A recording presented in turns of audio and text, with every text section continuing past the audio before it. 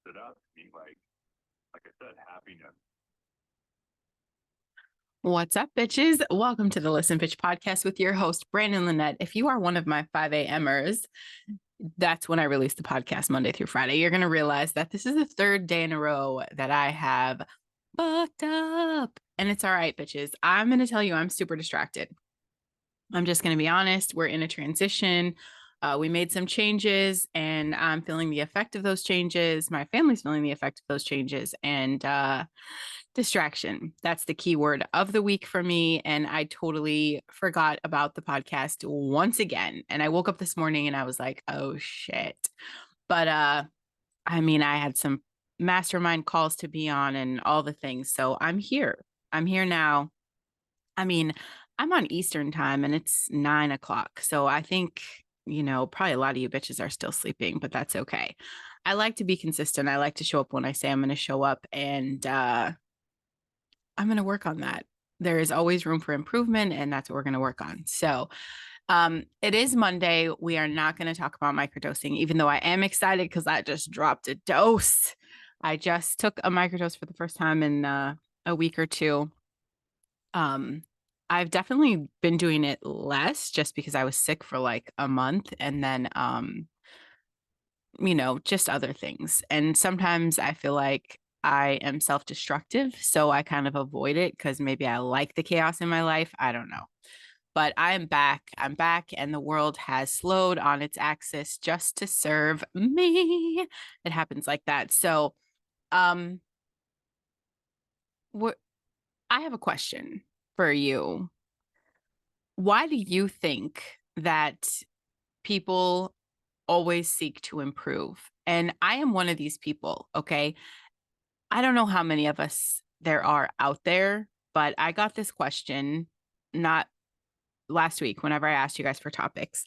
And I'm just curious what your answer is. Throw it up in Listen Bitch, the Facebook group where I post your journal prompts Monday through Friday, because I want to have this conversation. Why do people seek to improve?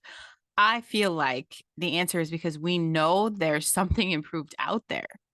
There's always a better way of doing, a better way of being. We can always be a better version of ourselves. Like, I absolutely, if you compared Brandon Lynette, who I am today, to who I was, 2 years ago, night and day. But I guarantee the Brandon Lynette that's coming, the Brandon Lynette a year from now, who I am today is going to be unrecognizable. And that is an insatiable desire inside me. I know I'm not alone. Uh, it's not something, definitely my husband is not driven by this. I've watched him absolutely grow and become a better husband, a better father, a better person, a better employee. I mean, I've watched him do these things, but he doesn't have this fucking drive like I do at night that just keeps me awake. Like, what can I do better? I think there's, absolutely a toxic side to this. But if we were going to meet in the middle, okay, um, where would that be? Because I feel like everybody wants better. And maybe it's, you want the bigger house, you want a better job, you want a nicer car. Maybe those are the things that drive you. And I definitely those are the things that, my husband gets excited about. Like, he's always looking at cars and motorcycles and parts to add and bumpers and pipes and, that's what he's driven by. And I'm like, how can I improve my soul, baby? Right? But I think inside of all of us, we want something more. And I think it's all with good reason, because improving certain parts of our lives, I feel like, really does increase our happiness. Um, the Brandon Lynette that's less reactive, I desired that. I was, my older girls have, toxic memory of about a 2 year span of just angry mom. I was angry. I was drinking a lot, trying to control things I couldn't control. And I was angry. And that's their core memory of me. And that doesn't feel good. It doesn't feel good. With good reason, I want to be a better person, because there's still parts of me, that were a toxic survival response. I was in survival mode in that moment. I was going through custody battle, just a lot of things were happening and I did not handle it well. I feel like they kind of paid the price. Um, if we grow to be better, then we're bringing more peace and joy in our lives. I don't want to continue to be reactive. So that's a part of my life I've wanted to grow. Thank God for the psilocybin, because I feel like that flipped the switch immediately for me. Immediately for me. Um, but I think this all has to do, honestly, I think this has to do with emotional intelligence. Um, I think this is a necessary component if you want to feel successful. And emotional intelligence, this is going to be your capacity to understand and manage the emotions of yourself and other people. Like, you need to be able to regulate how emotions influence you. And you do that with emotional intelligence. You can also influence how other people get affected by your emotions, vice versa. And I feel like developing this ability, this is how, this can assist us in our relationships across the board. For this and other reasons, this is why we hear that people that can do this find success. I've talked about that. The people that you see that are radiating joy and peace and success, I guarantee they have worked on emotional intelligence. Were they born with it? Absolutely not. Okay. I mean, if you think about this, if you're, you remember in grade school when we'd have to line up and pick teams? I fucking hated that because I was always never picked, you guys. Okay. Whoa, poor Brandon. No, it was my school relationship is very toxic. Okay. That's why I didn't last very long. But you imagine, people are picking teams and would you choose someone who doesn't work good with other people, or would you choose someone who can motivate and collaborate well with other people? And who are you excited to help when they're in need? It's not going to be the person that's a dick. It's not going to be the person acting like an asshole, throwing the tantrum on the court. You're going to want to be with the person that is calm, cool, and collected. We are attracted to happy energy. We are attracted to that lighthearted calm. And people with that increased emotional intelligence, they're just equipped to be successful. So, how can we, as your average Joe, how do we raise our emotional intelligence? First of all, okay, it starts with that awareness. You have to develop an awareness of your own and other people's emotions. Are you able to identify the emotions you're experiencing right now? What are they? What circumstances set them off? Are you able to read other people's emotions? I yesterday went through a range of things. Like, I had to come in my office and literally journal my way off the cliff. Okay. Another reason why I microdosed today, because I definitely was spiraling. Okay. So I had to come in here and write things out. Like, I knew what triggered me, but why? So I had to, just continue to write out the conversation. Like, oh, I know you felt bothered, right? I honor my emotions. I know I was feeling some kind of way. So I honored that because that was, in the moment. But what was the root cause? What is the real issue? And this is something I realized. A lot of the times when we are experiencing any kind of friction with our emotions and our current reality, and especially if other people are involved, we can play out the conversation. Like, I could have the conversation, but am I ready for what happens when the conversation happens? Am I ready? Am I at the level of maturity that whatever I'm going to bring up with anyone I'm having friction with, am I ready for the next step? And I think so many people don't do that. Like, you are nagging your spouse, you're nagging your partner, just like, do this, do that, do this, do that. This is what I need. This is what I want. And the minute they do it, you're not ready. And so you cause like a fight. I've self destructed so many times in that cycle. And I'm very excited to say that when I was journaling last night, the awareness came to me like, you're not ready for the answer. So if you're not ready, why are we going to bitch and complain and argue and talk and bring things up when we're not ready to be mature about it? That's the truth. Okay. And what you're going to find when you are learning to navigate your emotions, when you're identifying what you're experiencing, when you're finding out what you're feeling, what happens is you find out how sensitive you are to your own and other people's emotional states. So it's time to pay attention if you notice you're not attuned enough. So if you know you're not feeling good and you're flipping through the stations of emotions and you get to pick and choose, you find the one that feels good. Examine your emotional condition from time to time. Even when it's just calm and cool and collected, see how you're feeling.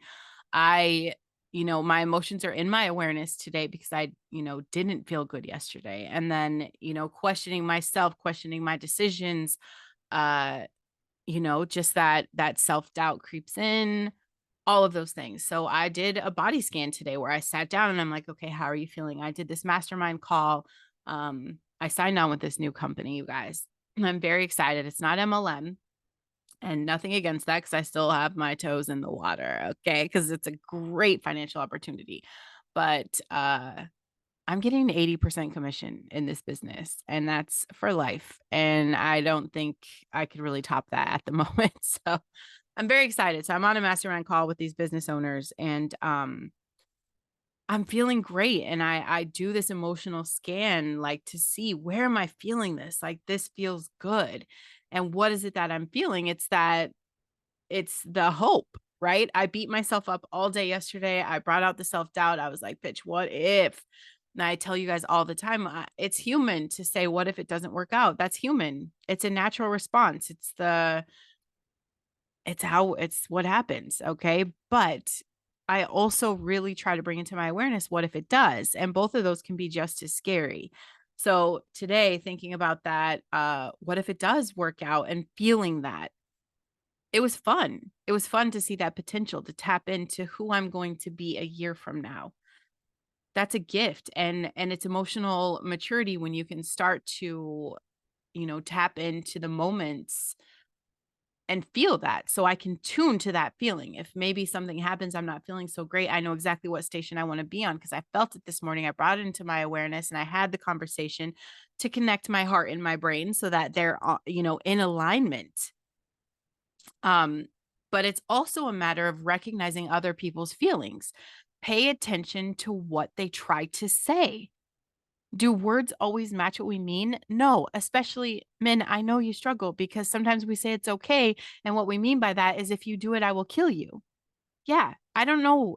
We're born with that level of communication, okay, where we don't really say how we feel. We expect you to be smart enough to know that the look on our face means you're going to die today if that's what you decide to do. I'm fine. I'm fine. How many times do you hear that when we're not fine? I get it. It's confusing, but that's part of your responsibility to mature as well. If maybe your partner has not come into their own emotional maturity, step up to the plate, recognize their feelings, pay attention to what they're not saying. Okay. What is their body language saying? People do not always express themselves with words. Okay. They are not at our level. And that doesn't mean that we ignore the conversation. We engage. Okay. Because it's a level of growth. Consider what might cause your and other sentiments as you recognize them. You've got to develop a level of empathy, being able to recognize emotions. This is important. It's important in business. It's important in relationships. It's important in every aspect of your life. It's important as a parent. In order to fully understand what someone is feeling, you have to put yourself in their shoes. So imagine, like, I just want you, that's your challenge today. Practice putting yourself in the positions of other people. Think about how you would act if you were in their shoes. I know that, reading books with crazy ass people, that helps me improve the trait because I see all these perspectives. It's like you read a book and you hate the villain, and then, 2 chapters later, you're cheering for the villain and you're like, oh my God, he's not really the villain. This is his like trauma response story. So I think we all have a little bit of villain and a little bit of hero in us. And whatever chapter you walk in on in our lives is kind of where we are. Learn to recognize that because behind villains, 90% of the time, it is just some little kid trying to survive in this grown up body. Okay. Um, but being able to be in that awareness, if you're watching a movie, you can, recognize this, watch the body language if it's good acting. Okay. But even just in your everyday, watch your lady at the checkout counter. Okay. Um, this helps you develop empathy, and this is going to increase your intelligence. And when you learn to reflect on the emotions of yourself and other people, you increase your level of understanding. Think about the effect of emotion on your choices and how you act. You've got to understand what emotions could cause people to react the way they do. I know my husband and I, like, we are so quick to anger when our kids get hurt. And it's not anger, it's fear. That's the real emotion. Okay. Like, I'm telling my 5-year-old, she keeps standing up on our chairs, and we have the high bar stool chairs. I'm like, sit down, sit down. And a couple of times she's almost fallen, and I get pissed off. I'm like, Alexandria, I don't mean to be angry. It's not anger. It scared the shit out of me, because I see the potential of what can happen, the possibility of all the stitches and whatever else happens. She gets her leg caught in the back of the chair, she's going to break her ankle. Like, there's a million possibilities, right? And that's why I constantly tell her, sit on your butt, sit on your butt, sit on your butt. That wasn't the real emotion. It's not angry. She's like, why are you mad at me, baby? I'm not mad. That scared me so bad. And that's my knee-jerk reaction. I need to work on that. Absolutely. But we think about, what it is affecting the mood of the person you're around. Okay. What makes your feelings different from theirs? We learn that it's easier to understand how emotions cause people to think and act when we can reflect on stuff like this. Okay. Um, and don't be afraid to ask the people that you're around. For me, this would be my husband, where I can, ask him to rate my emotional intelligence. 5 years ago, I would have failed. Okay. Today, I'd be very confident in asking that question. I wouldn't freak out with the response. But find out how your family, your friends, your kids, your coworkers, how do they rate your emotional intelligence? You know, Ask them, how do you think I handle disagreements and challenges? Ask about how well you adjust to situations. How empathetic are you? It's not always going to be what you want to hear, but I guarantee it's going to be something that you need to hear. I mean, it's proven that people with high emotional intelligence enjoy, we have better mental health. And I say we because I'm getting there. I am getting there. Okay. We have a better professional performance, better leadership qualities. It's a key to having great relationships and achieving your objectives. Okay. So I want you to work on increasing emotional intelligence and just bringing it into your awareness. Okay. This is when you're going to be able to recognize your full potential. This is where you're going to be able to see the excitement of what it is to be successful. Most of all, do not forget to engage in my Listen Bitch Facebook group. I'm super curious. Like, do you have a desire for more? I feel like there are people out there where they just want the basics. They want the simple life. They want to wake up, go to work, come home, do their thing, go to bed, wake up, go to work. They like the, consistency and the pattern of their day. They like the schedule. They like the knowing. They like everything's planned out, and growing is scary. And so they're just there. I've seen a lot of people like that.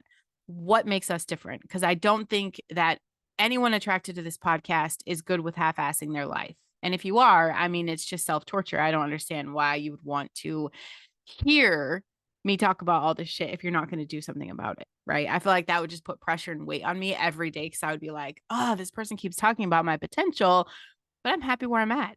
I'm happy where I'm at. I'm proud. I feel successful. I'm living the dream.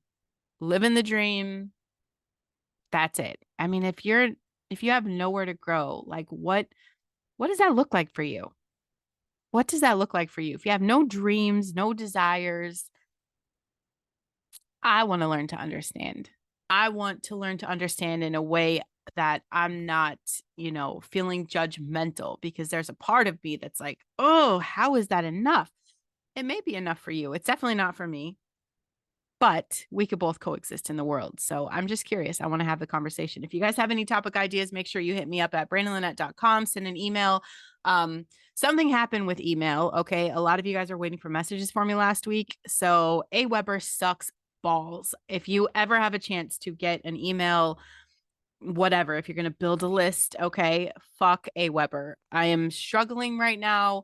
I'm trying to find someone that can actually get all of my leads off of Aweber and transfer all of that with my website, but I could still get messages. What's happening is I'm getting red flagged when I send a message, because I guess there was some kind of law that went into effect with Google.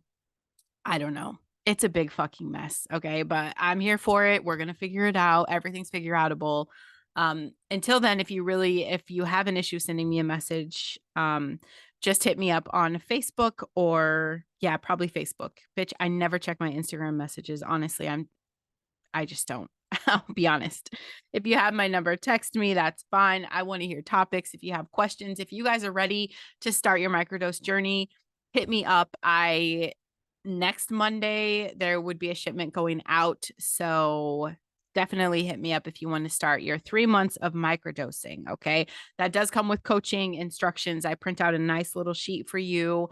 And I hold your hand through the process because I get that it could be a little scary, but you guys, the change is worth it. I cannot express to you